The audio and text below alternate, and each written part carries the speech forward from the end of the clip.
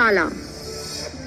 एक गांव में 3 सबसे अच्छे दोस्त भूषण, रवि और संतोष रहते थे। इन तीनों दोस्तों ने मिलकर मकई की फसल की कटाई शुरू की। उनकी पत्नियां नाश्ते के डिब्बे के साथ रोज खेत आती थीं और अपने पतियों को खाना खिलाती थीं। तीनों किसान एक दूसरे के बहुत करीब थे, यहाँ तक कि उनकी पत्नियां भी एक दूसरे के बहुत करीब थीं।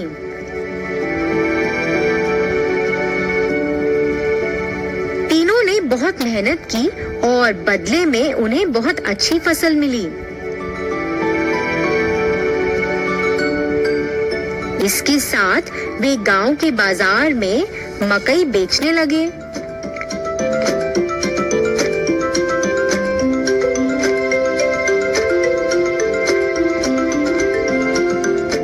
कुछ ही समय में स्वाद और मिठास के कारण सभी मकई भुट्टे बिक गए और दिन के अंत में उन्हें खूब कमाई हुई। उन्हें जो भी मुनाफा मिलता था वह उस पैसे को अपनी पत्नियों को भविष्य में उपयोग के लिए दे देते थे। उन 3 दोस्तों के लिए फसल काटना, खेत में देखभाल करना। तीनों किसान अपनी दिनचर्या में व्यस्त हो गए। उनकी पत्नियां अपने दैनिक घरेलू कामों को पूरा करती थीं और एक साथ एक जगह बैठकर फिर गपशप करती थीं। फिर एक दिन रवि और संतोष की पत्नी आपस में बैठकर बातें कर रहे थे। फिर भूषण की पत्नी अपने गले में एक बहुत लंबी सोने की माला पहनकर आश्चर्यजनक तरीके से उनके पास आई। अन्य 2 महिलाएं उस लंबी सोने की माला को देखकर आकर्षित हुई और वो भी वैसी माला खरीदना चाहती थीं। यह जानने के बाद कि भूषण की पत्नी ने अपने पति की बचत से सोने की लंबी चेन खरीदी है, उन्होंने भी अपने पतियों की बचत से सोना और साड़ी खरीदे और फिर उन्होंने ऐसा करना शुरू कर दिया।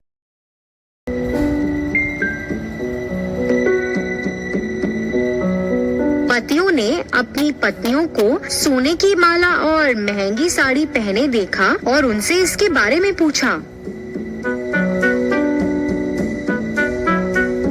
ऐसा बेफजूल खर्च पर पैसा बर्बाद करने के कारण वह सभी अपनी पत्नियों से नाराज थे और तीनों गुस्से में घर से निकल गए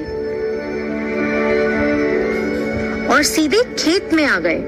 तीनों ने इस पर चर्चा की। वह उन्हें सबक सिखाना चाहते थे। उन्हें ऐसा लगा कि अगर वह अब सही निर्णय नहीं लेंगे तो भविष्य में नुकसान उठाना पड़ सकता है। इसलिए वे एक विचार लेकर आए जो इस मामले में उनकी मदद कर सकता था। इसे लागू करने के लिए सभी घर वापस गए। हमारे भविष्य के बारे में बिना सोचे तुमने हमारी बचत को बर्बाद कर दिया। इसके बदले में तुम्हें एक व्यवसाय या नौकरी करके अपने सोने और साड़ियों के मूल्य जितना पैसा कमाना पड़ेगा।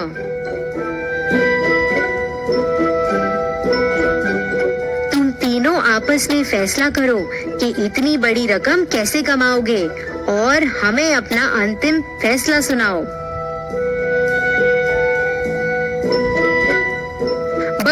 हमें बस ये बताएं कि आप तीनों कब शुरू करने जा रहे हैं। जल्दी निर्णय लो। आप महिलाओं के पास सिर्फ 30 दिन हैं।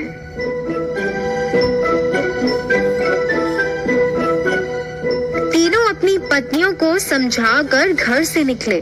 उसके बाद तीनों पत्नियां अपने सामान्य स्थान पर मिली। 30 दिनों में इतनी बड़ी कमाई कैसे संभव है? इतनी बड़ी रकम कमाने के लिए हमें ऐसा व्यवसाय शुरू करना होगा जो इस गांव में अभी तक नहीं है। यह क्या व्यवसाय हो सकता है? तीनों ने खूब चर्चा की।